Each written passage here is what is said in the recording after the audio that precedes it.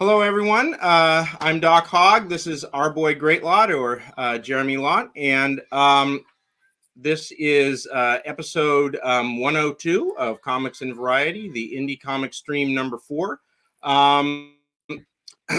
Tonight we are going to be discussing Earthbound by Narwhal and Jack Iron Steel Cowboy by Cody Fernandez. Alrighty, a couple of quick things here first. This,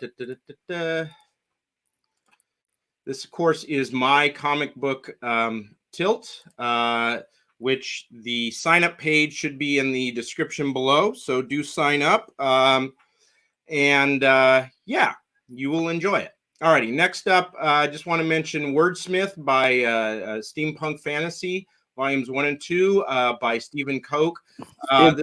This book will feature a cameo by me and my daughter. All right. Yep. And, it's going to close on Indiegogo any day now, and they're not going to do in demand. So, yeah, no in demand. In fact, you either jump on this or you don't. Yeah, when I pulled this about 9 hours ago, it was at 41 hours. So they're probably getting close to 30 hours left. So jump on this soon because, I mean, the art just looks fantastic. The story idea is very interesting. So yeah, jump on this because if you like YA comics, this looks like a thing that you would like. If you like something that you could share with your family, this looks like a comic for you. If you like The Punisher, maybe not. Okay. Yeah, you can like both. That's okay. That's fine. I'm just saying if your taste is more, I like The Punisher, Predator, that sort of thing, and I don't like YA stuff, then this isn't your book. All righty. Okay, next up is a new one, Soulbound 2 Escape, by Paula Ritchie. I gave a very good review to Soulbound 1 a few months back, and it was really good. And I'm not a big epic fantasy fan, as I've said before.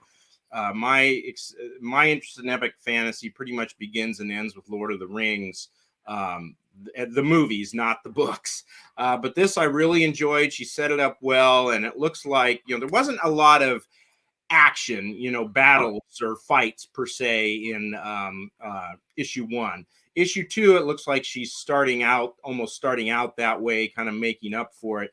I've seen a preview. It's very good, and I'd highly recommend you get on this. This one has about 3 weeks to go. So, Jeremy, do you want to say anything about this? I wanted to show people a couple of things. So she had a special thing last time, and I think there's something like that now, where you can order a loot crate or whatever it's called. And I got some cool stuff as part of that. My daughter's named Sparrow, and she drew a picture saying, "Welcome to the world, Sparrow." There was all kinds of jewelry, that girls would like. I also got this original drawing. Just a sec.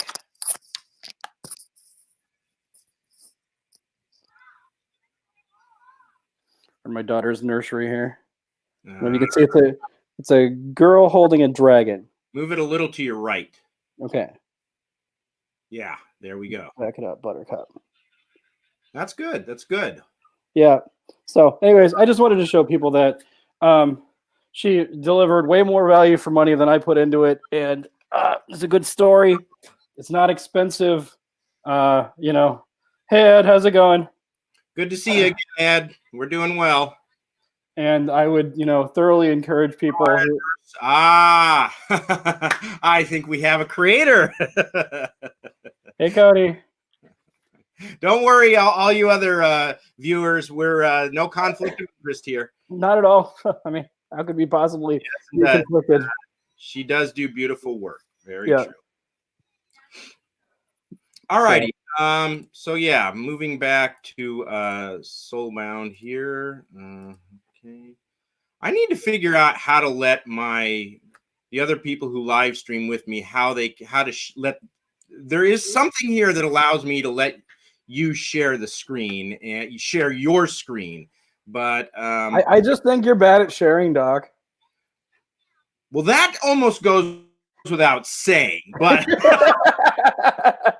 But still, the demands of this show, the show kind of demands that I be able to figure out how to do that. So let's see. The show is encouraging communism. Yeah, well, got into a completely pointless argument with a Bernie supporter who lives in Canada today. So yeah, I don't want to do anything. Believe me, given the responses I was getting from that person, I really don't want to do anything to encourage socialism or communism. So okay. Hang on just a minute. We'll come. Oh yeah, hey, here we go. Jack Irons, the Steel Cowboy, issue number 3. How can you be the top predator if there's something you cannot kill? This is now in its has about a month to go in its campaign, and I need to go get someone some chocolate milk. So why don't you talk about this for a minute? Okay, we're going to be reviewing Jack Irons 1 and 2 a little bit later. Full disclosure, everyone, we share a publisher in Wicked Comics Publishing. I don't know what the second word is. But I have no financial interest in this, except that I own issues 1 and 2, and if it becomes valuable, I could conceivably sell them at some point. Who knows? But not until I got the writer and a few other people to sign it and drove the value through the roof and really made out. No, I mean, I think I want to say that the campaign is you get 3. If you haven't got any of the previous issues, you can get 3 for $25, which I think is a pretty good deal when it comes to mailed comics. I know the publisher; they do a good job of mailing this stuff out. It'll get to you safely, and if not, they'll make it up to you very quickly. That's one of the reasons I went with them. I actually looked at how they fulfilled this campaign. And after we have dealt with is this like the milkshake incident? It's the chocolate milk incident, Doc. Oh, you mean like you mean all the Marvel or I don't know. Are you getting him chocolate milk to? It's the obverse of that. In honor of a downed colleague or something. So, chocolate milk's not for me. It's for yeah. That's not chocolate milk in there, people. Not at all. Well, I might have something chocolate in it. Starts with a K, like Kahlua. The link to Jack Irons issue 3 should be in the description below as well. So, okay, let's see what else we got. And hey, yeah, you do know that book. Okay. All righty. We want to spend just a few minutes discussing the controversy surrounding Sean Gordon Murphy and Doug TenNapel. Can you just give us a quick background on that, Jeremy? Oh, good Lord. Okay. So Sean Gordon Murphy is a very successful artist / writer. He's done many things. He did like Joe the Barbarian. He did Punk Rock Jesus. He did I don't know. There was something that won an Eisner, but literally doesn't have a Wikipedia entry that he co-wrote with Scott Snyder, and it's about a bunch of it's like an invasion of amphibious people on Earth. Anyways, so he's very successful. He's also friends with Doug TenNapel, who is the creator and author of Earthworm Jim and Bigfoot Bill, and then a forthcoming Bigfoot Bill 2. Bigfoot Bill 2 was going to feature a cover by Sean Gordon Murphy until the Tittle Tattle Brigade decided that they wanted to make an issue of this with DC Comics. There was a conversation between Jim Lee and Sean Gordon Murphy. We know that woke pressure was mentioned. Allegedly, Bigfoot Bill was not mentioned, but kind of lingering over there. Sean Gordon Murphy then decided he wasn't going to allow the comic to have his cover, which he's within his right to do. But it was cowardly. Yeah. And he's got a big deal with DC. I mean, they're going to start a whole universe that he's going to be in charge of, right? I mean, he's his own label, basically. Yeah. They do under Dan Didio, and I guess continuing under DC or under Jim Lee as the sole publisher. They do what are called pop-up imprints, and they tend to pop back down pretty quick if they don't succeed. But Black Label was a pop-up imprint that's continued to stay up, for instance. And literally, I think that the imprint is called White Knight, something like that. It's his own Batman universe. It's his own, like, DC pioneered Elseworlds, and this is sort of a Sean Gordon Murphy Elseworlds take on Batman, Catwoman, the Riddler. Who the heck knows? Now, do we know for a fact that there was a conversation between Murphy and Bill Lee? Because I thought Bill Lee denied it, and then I thought Doug Stapel said Jim Lee. I'm sorry, Jim Lee denied it. Then I thought Doug Stapel said he didn't know of any conversation between them. No. Here's Sean Gordon Murphy, in telling Doug Tenable about this, said there was a phone call, and because of that phone call, he was at least very hesitant to go with a Bigfoot bill to cover, right? And they talked about it, and he ended up pulling it. He did do something nice in this. The art of the cover that has been sent to Doug Tenable, he said to Doug, look, I don't want you to use it, but it's yours. Take it. I'm not going to charge you for it or anything. So that's nice, and it's actually a valuable piece there. He wasn't being completely a dick. He was just being a little, I think, cowardly. So Jim Lee did. There was some clarification. There was a conversation between Jim Lee and Sean Gordon Murphy, but the Bigfoot bill was not explicitly mentioned in that conversation, which is good, because then it could create an extra set of legal issues that we don't want to have to deal with. Yeah, and I think the other thing here is that I think one lesson to learn from this is that is, I think, I want to say that's Bigfoot Bill. No, that was it is. It's Bigfoot Bill. Yeah, and in the background, it's Poseidon. Yeah, and I think one of the lessons to learn from this is when you cave into the SJWs like this, don't expect that to be an olive branch that you're extending some peace offering. You need to think of it before you do that. Realize that it amounts to throwing chum.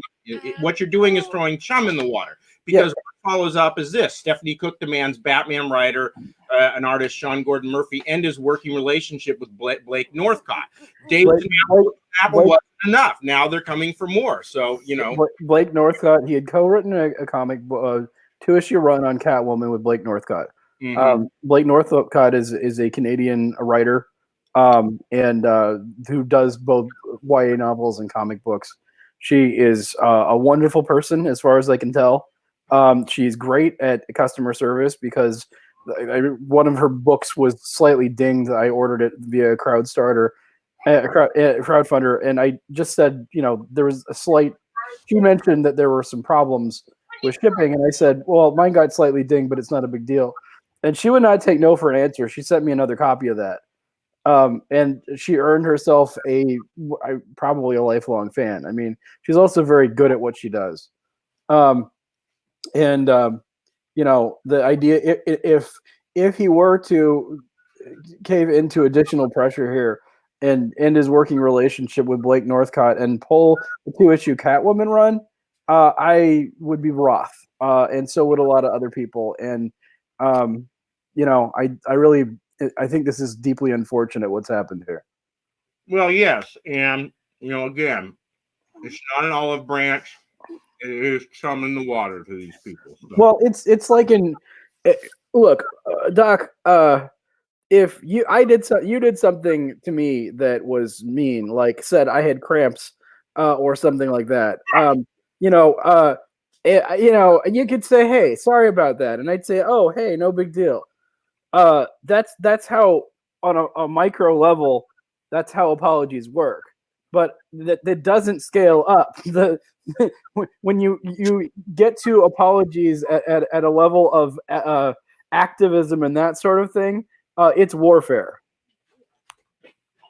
Yeah, well, no, it is, and this whole incident's just unfortunate. So, all right, why don't we move on? Yes, please. You want to do Earthbound or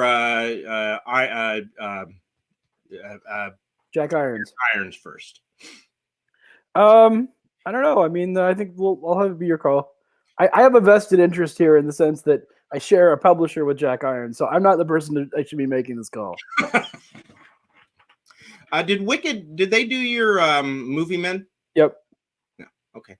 All right. Why don't we do Jack Irons first? This is the Earthbound cover. These are the two Jack Irons covers. I like this cover. I mean, it's really, if you want to tell people that Jack Irons is a real salty, rough cowboy type, that cover really does it. I mean, he's just, you can't see his eyes at all. The cigarette, the bottle, the shutter, the swinging doors here that are all broken. Really looks. It's rough cowboy stuff. One interesting thing about this cover is it doesn't do one of the things I think that a lot of covers should do, but it works anyways. Which is that I think it's good if they can capture action, and this doesn't. He's like, I'm cool enough that I don't need to, and yeah, I agree. Yeah. All righty. Here's the cover of issue 2. This is kind of these characters here are sort of like the 4 horsemen of the apocalypse, although they aren't the actual 4 horsemen. I think it's fair to say that Fernandez is drawing from them, but you don't have what are the 4? There were war, pestilence, a couple of clearly these are not here. It's a different version of them, but it's good. Yeah. Yeah, I mean, in his telling, he plays with a lot of archetypes, and it's like religion, got the idea of the 4 horsemen because they actually exist. Mm-hmm.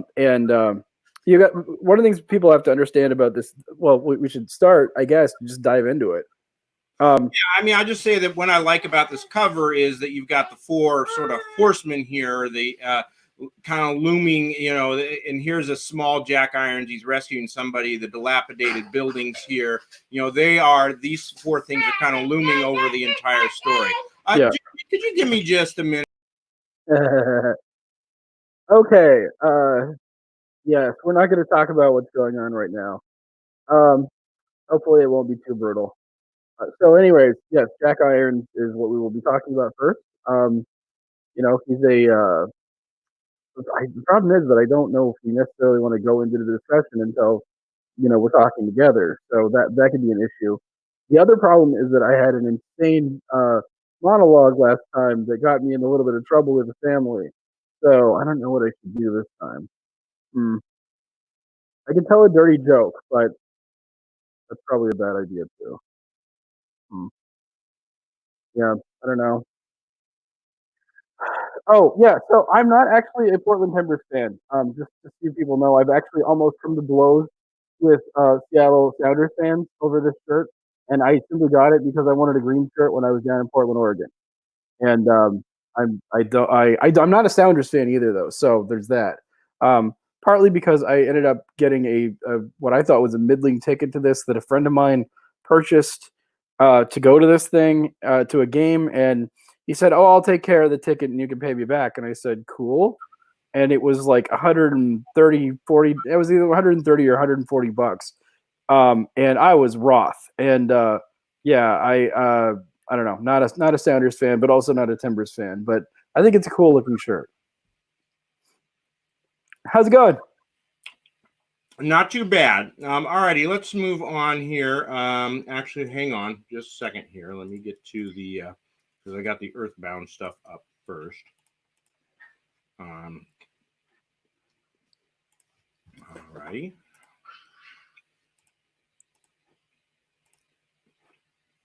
Hey, Daddy. Yeah, big guy. I need to go.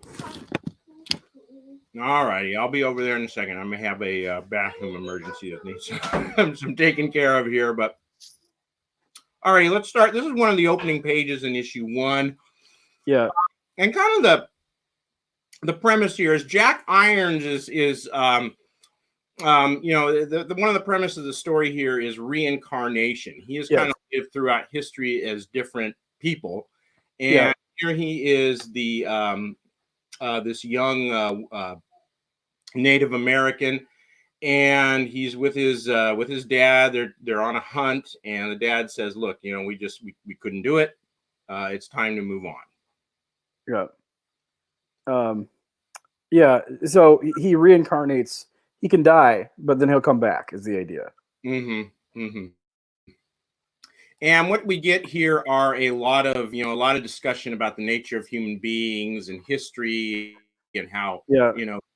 death always seems to come. Yeah. He's sitting in a bar and kind of remembering this stuff while he's at the bar. Yeah, and he's just talking like, the guy next to him is completely, totally, utterly interested. And it's never clear that he is, but clearly Irons just doesn't care. Yeah. I mean, it's what you do in a bar. You drink and talk. And I kind of like this page here where, he says there's no harm with a healthy sense of the dramatic. So, and the bathroom need is calling. So I will be right back. Go deal with that bathroom drama. I don't even know where I was. I'm sure it was terribly interesting. So, I'll tell you a theory I have that is mine that I think is true. There's a Marvel comic called Squadron Supreme. Okay, it was a 12-issue maxi series, and it's kind of so Squadron Supreme was Marvel stealing all the DC superheroes. This has happened many times back and forth where DC has created characters based on Marvel characters and vice versa. As long as they're different enough, there's no copyright violation. And so you had these characters named Squadron Supreme that were basically lifted from DC. And they did a 12-issue maxi series and kind of wrecked, the DC, what would have been the DC universe, kind of. In Marvel, they created its own separate little pocket universe for it. And Watchmen actually is after that, and I think it was after enough of that I thoroughly believe that DC was that Watchmen was DC looking at the success of Squadron Supreme and saying, well, we could do something like that. And at the same time, Moore was pitching them this idea. So there you go. Mm-hmm. Alrighty, moving on. This is another scene where he's in history. This is a Charlie. What's up, buddy?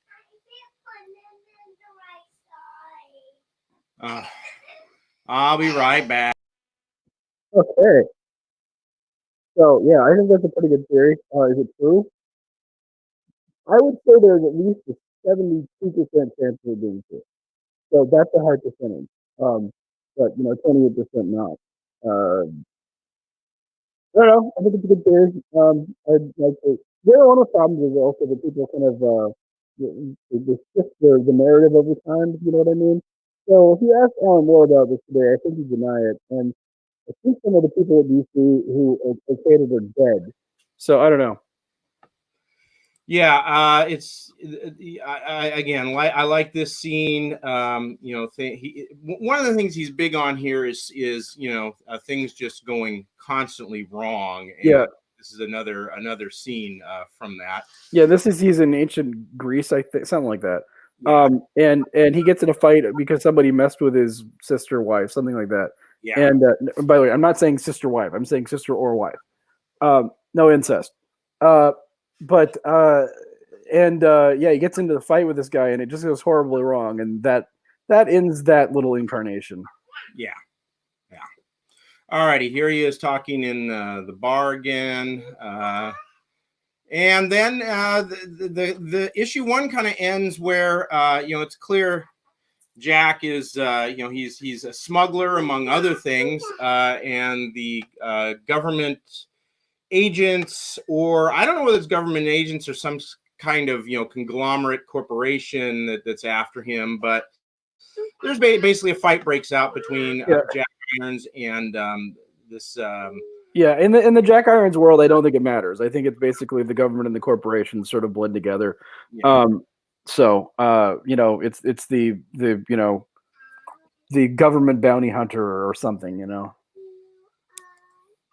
And basically, he ends up winning the fight, and he got messed up. Yeah. Alrighty, this is the beginning of the issue 2 here, and Numero dos. four horsemen here, and let's see, they are. Does he ever give them names? I don't remember. I was trying to review this again today, and I don't remember. I think he does, but he doesn't do like war, famine, pestilence, death. Like you kind of got to pick it up as you go. All right. Well, if you're out there, Cody, go ahead and let us know what their names are. Okay. Yeah, here we go. I like this. Yeah, this is a great scene. This one's destruction and violence. Better thirst. This is. No, still doesn't really say the names, but this is really a great scene where it kind of puts Jack Irons at the center of it, and does show what how nasty these four guys are. Yeah, and it also shows you something about them in the sense that a couple of them are very action oriented and a couple are more planning oriented. Yeah, interesting. Okay, let's see. All right, this is a couple pages later. I think if you blow this up, there's a date near the top, right? Am I right about that? Earth 1995. Yes. Okay, this is an interesting thing that he does because a lot of times dystopias, what they do is they imagine a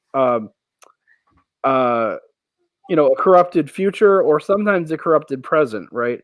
That's not what he does here. He actually goes back in time and shows you how this diverged from our world well before this day. Yeah, and they're handing out this stuff called prot, which is a type of protein that basically supposed to end starvation. And the four horsemen, do not want human beings to be completely free of want and basically free of any sort of evil. So yeah, well, but what they had here is in '95, everyone was starving, right? And they finally found a solution, and then they managed to keep the solution out of the hands of the people. Yeah, and basically they you've got the government here, and then you're going to have warring. Once the famine continues, you've got the warring political factions. You can see one of the four horsemen right behind here, kind of like he's sort of in the background pulling the strings. Yeah. Which is nice. And then the other one, the one that is the sort of chemist biologist, he's before the United Nations, saying that he has the solution to all this. And of course, what's his solution? To put out some kind of germ or something that basically eradicates tons of loads of beings. Yeah. And what they set up is that some human beings made a break and got away from this. Mm-hmm. And got into a new territory, and these horsemen are at this moment barred from physically entering this territory. There are other problems with it, but the horsemen can't get to Jack where he's at now. Yeah. And here is Jack engaging in a rescue of this little girl named Sarah. Yep.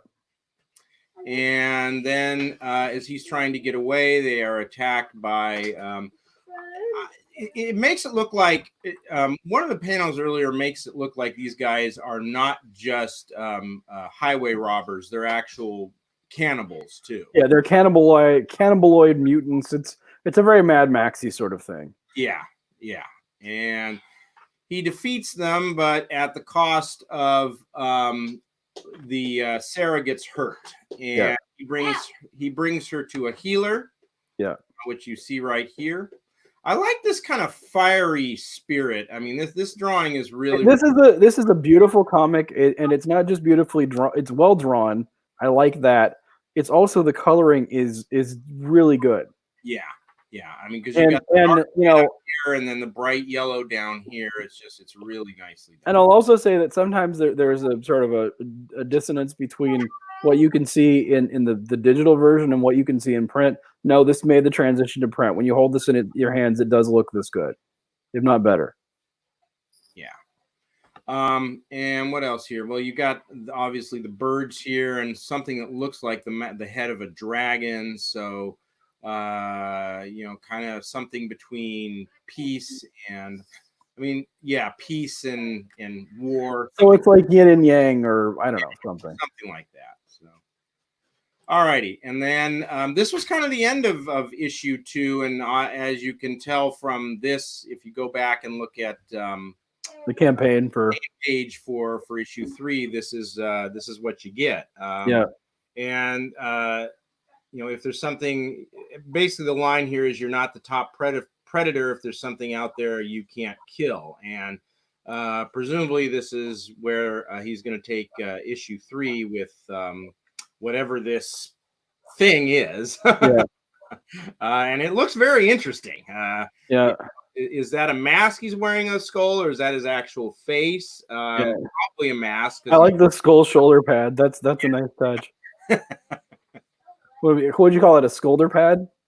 I don't know. That's a good one. So, all righty. Anything else about this comic? Overall thoughts? I mean, I really liked it. At times, that my only real criticism might have been that some of the talk about history and war and all that maybe just seemed a little much at times. But I mean, other than that, I didn't have any real serious criticisms of this book.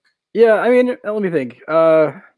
So if I had a criticism of it, it's the pace. I don't know. Like, there's a lot of stuff that happens.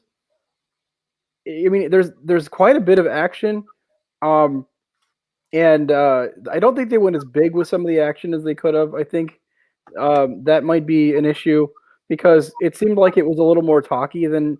But then when I went back and looked at all the action, I go, oh no, it's actually there's lots of action. I knew there was, but for the maybe it's just maybe this isn't a criticism. Maybe it was I was just so interested in figuring the world out that I didn't zero in on the action as much.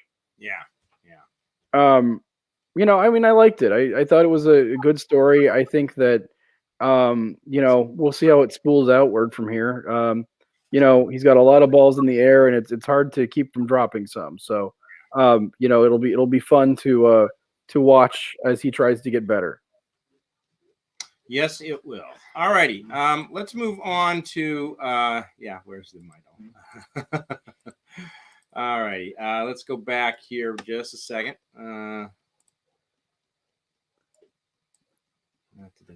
Okay, here we go. All righty. And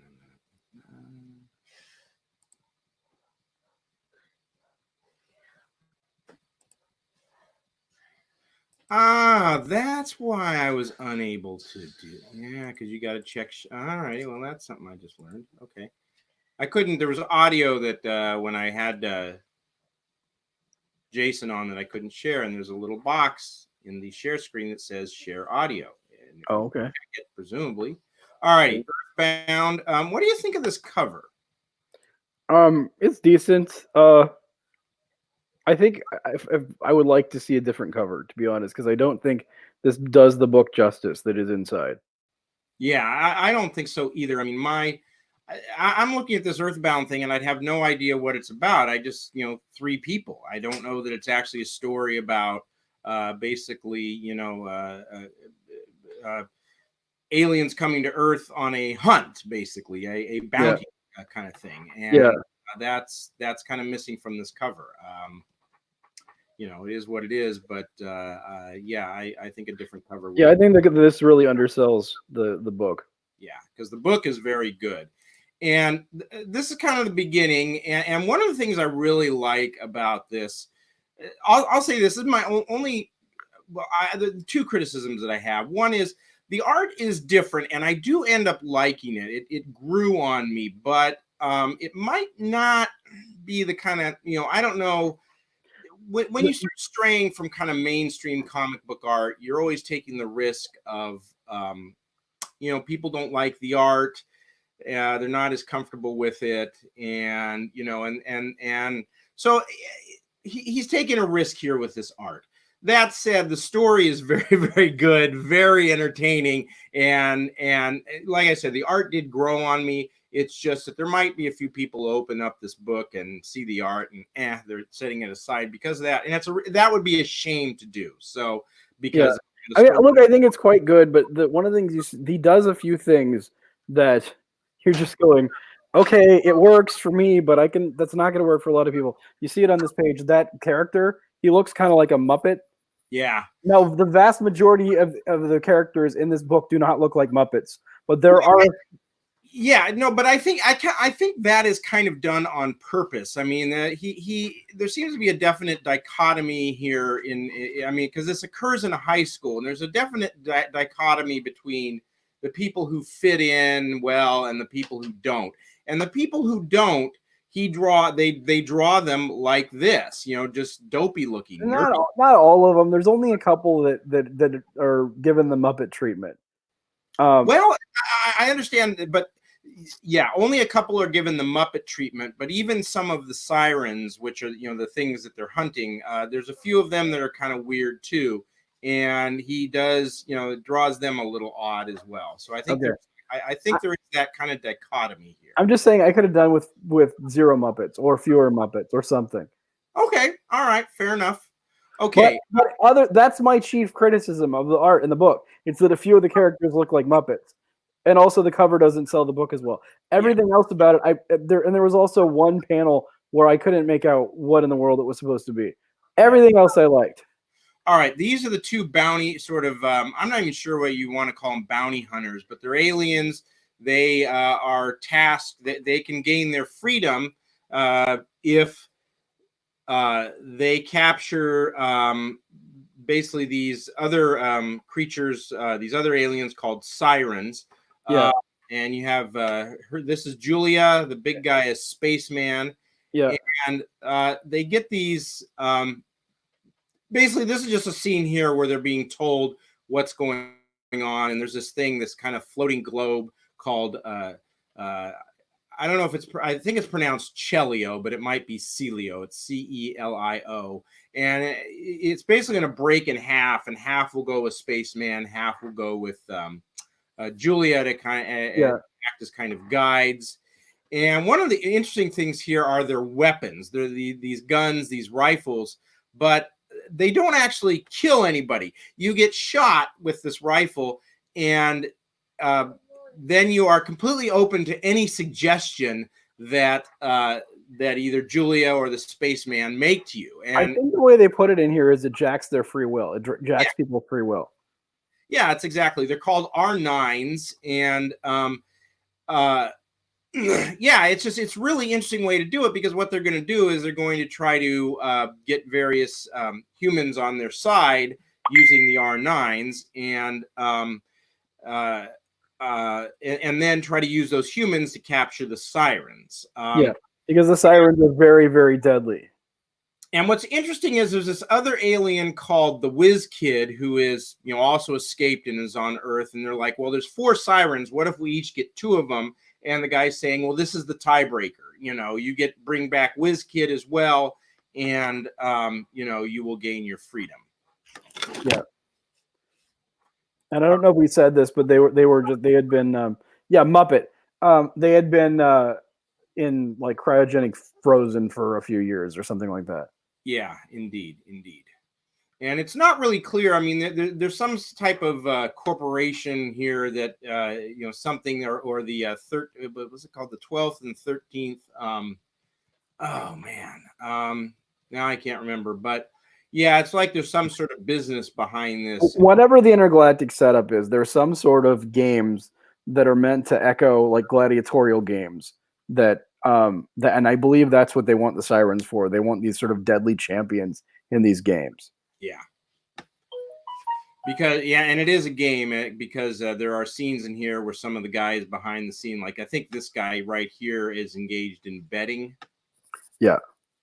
And here is again the Muppets, but then you compare him to the Whiz Kid, who clearly does kind of fit in at the high school, and the Whiz Kid is drawn normally. Yeah. And here is Spaceman. He's kind of captured this family, and he's bringing. He shoots one of them to bring him on his side. And this little floating thing here is the Celio or the Celio. I'm not sure. Yeah. And this is kind of way. It's interesting because he Spaceman and Julia have different approaches. Spaceman is going to gather up as many people as he can. To he thinks there's strength in numbers to help him capture the sirens. And we're going to do it at a high school dance that is coming up. That's when he plans on striking, when Julia plans on striking as well.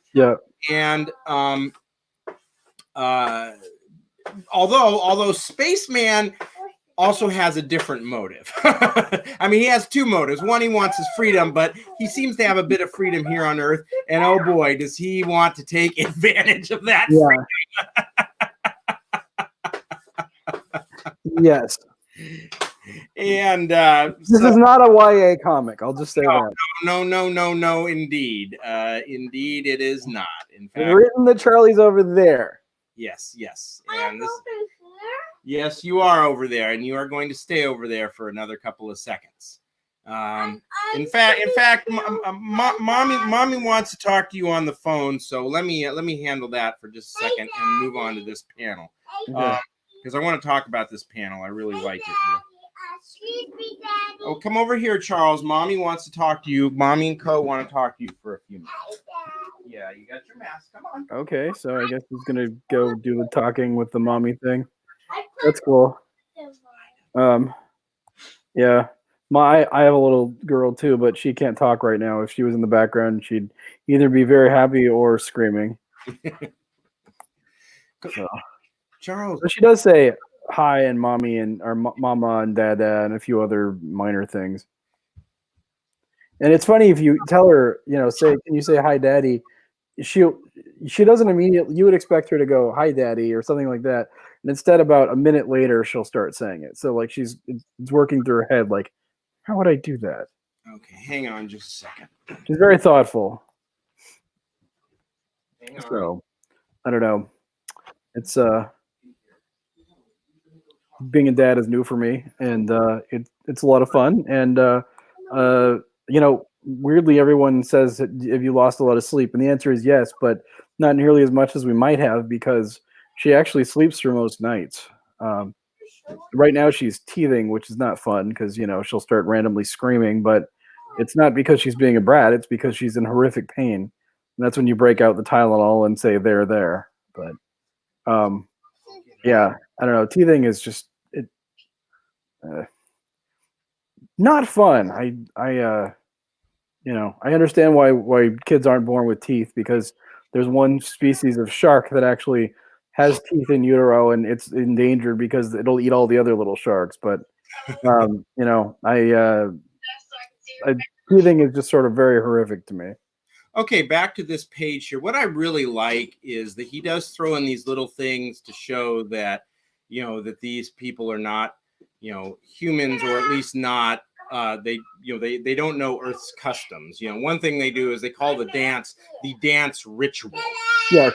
And but this one here, they're in a bar. She's shot the bartender so that he's serving drinks to people who are clearly underage. Yeah. And what do? They drink, and then they clink the glasses together, and the bartender says, "Here, no. You're supposed to do the clinking before you drink." Yeah, clinking before drinking. Yes. So nice little touches like that. Yeah. I also like that they have very different approaches, in the sense that that's Julia and that's WizKid, right? Yes. And she did shoot the bartender to get served underage, but WizKid, she didn't try to jack his free will. And she didn't do that because her approach is to the greatest extent possible, see if you can get allies rather than slaves. Yeah. And although I suspect she's setting WizKid up, because clearly WizKid does not know that he's possibly on the list of to be hunted as well. So she may be setting him up. Possibly. All righty. This next one here, let's see. This is the approach that Julia is taking. She's not strength in numbers. She wants to grab very key people. For example, one she's gotten here is the swim team captain, and she got him because one of the sirens is attracted to him. Okay, yeah. And he attracts the siren away, and then they capture her, Which is kind of funny because it's like the whole siren song, like, but it's in reverse. Yeah, and she's, they're deciding whether or not to try to zap her here. Will it work? And they do, because they want to set up Spaceman as well. Spaceman seems to like this siren as. And then there's just this. These here are the sirens. This is some school play that the little weirdo Blogart has made, and just it's very avant-garde. Let's just say that. Charles, not so loud. I want to get a space movie for my birthday. And just very bizarre. And now this is interesting here because this is the party they're having, and this is clearly the Prince song "Purple Rain," and you notice that it's the lyrics here are green, the color of the color of Julia's gun. Yeah. And then he shoots the siren, and you get the kind of pinkish purplish color here, which is the color of Spaceman's gun. But then the final note is green, so it's kind of suggesting like the gun didn't work on it. His gun didn't work on her because she's already been zapped by Julia's gun. At least that's how I interpreted it. But did you see it differently? It's possible. I didn't really think that much of the lettering here. Well, I like that. I thought it was very, very interesting because she's here under the influence of Julia, and then they try. Now, this was what my one kind of big thing that didn't make sense to me here. Yeah. That well, actually, that's coming up. But here, she and Julia and WizKid are spying on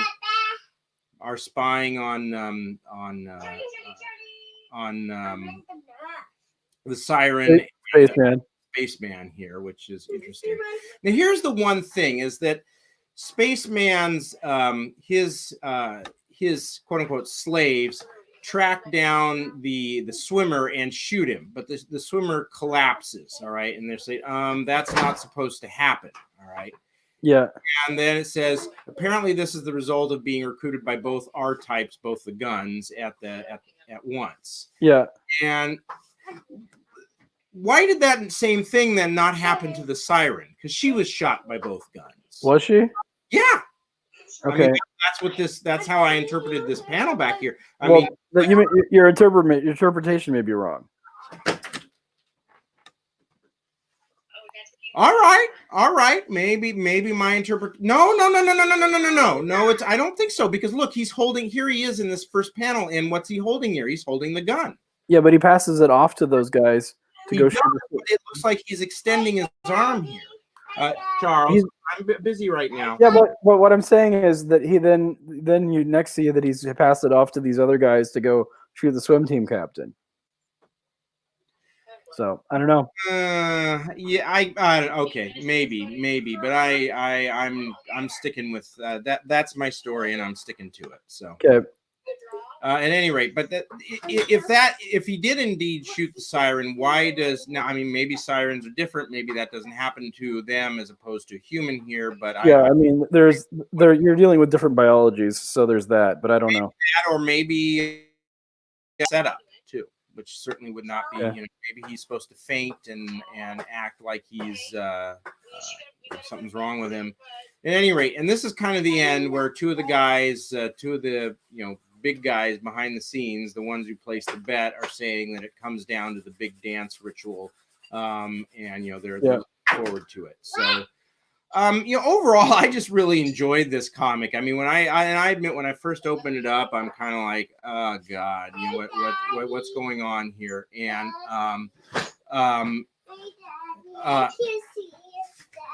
Mommy. It wasn't me. I dropped it on the floor. I was trying to show her. Alrighty, hang on.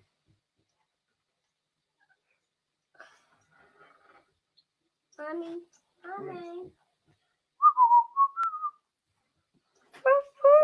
Okay, there you go.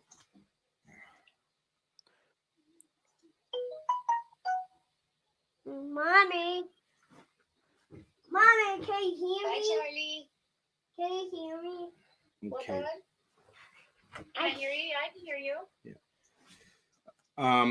At any rate, what I was just saying is I really enjoyed this comic because even though, it started out a little weird for me and I was kind of like, what's going on here? It took me a while to figure out what exactly was going on with the story. But the more I got into it, the more it's like, boy, this is weird in a very fun way. Yeah. Charlie, I'll say this: I a lot of times I'll download when you back a comic, they'll send you the PDF or the ability to download it along with eventually you get the physical comic, and I'll usually download those, but maybe I'll take a quick look, but and read a tiny bit, but then I rarely read them through because I really do enjoy physical comics more than I do digital ones. Yeah. This one I couldn't stop myself. I read all the way through in one go. Yeah. And then in prep for the show, and it's 150 pages, right? Something like that. It's like over 120. It's long. I can check real quick. Mommy. Yeah, I mean, I read through it all twice very quickly, and it sucked me in both times, even though when I knew what had happened, or at least in rough, I knew at least the broad strokes. It sucked me in again. Yeah. This is it's a very interesting story. The art is unique and I think quite good. It's addictive. So watch out. You might end up really having to come back for more of this guy's stuff. So I mean, I'm just going to warn you people. Once you pop, you can't stop. Yeah, no, it is very, and I remember I had to stop halfway through to go do something and really didn't want to. That's how much I was into it. And when I scrolled through it again this morning, I kind of did quickly just to remember what the story was and the basics. And I actually wanted to slow down because I was really enjoying it. A couple of quick comments here. They are war, famine, plague, death. Okay. Let's see. Scolder Patty, like that. Very good. Yeah, I can drag from what I've gathered. I hope we've solved a few of the rough edges with number 3. Okay, hey, great. And then he says about Narwhal, he leans really heavily on dynamic angles and implying lines. It can be way fun, but you have to engage it at its level, which I can respect. But yeah, it won't be for everybody. Yeah. Okay. Hey, I agree with that. And but yeah, it was really really good, very enjoyable comic book. And whenever he gets issue 2 out, I would highly recommend. If you haven't bought issue 1 yet, presumably he'll offer. And he's got another comic that's out called it's either Foreign Agent or Secret Agent that's on Indiegogo right now. He went through a couple of rounds of revision on that, and it got better every time. And I backed it. So, okay. Anything else? Otherwise, I think we can call it an evening. Let's call it an evening. It's a good day for the comic books. All righty. We'll be back next week with another couple more reviews. And thank you everyone for joining us. And we will see you soon.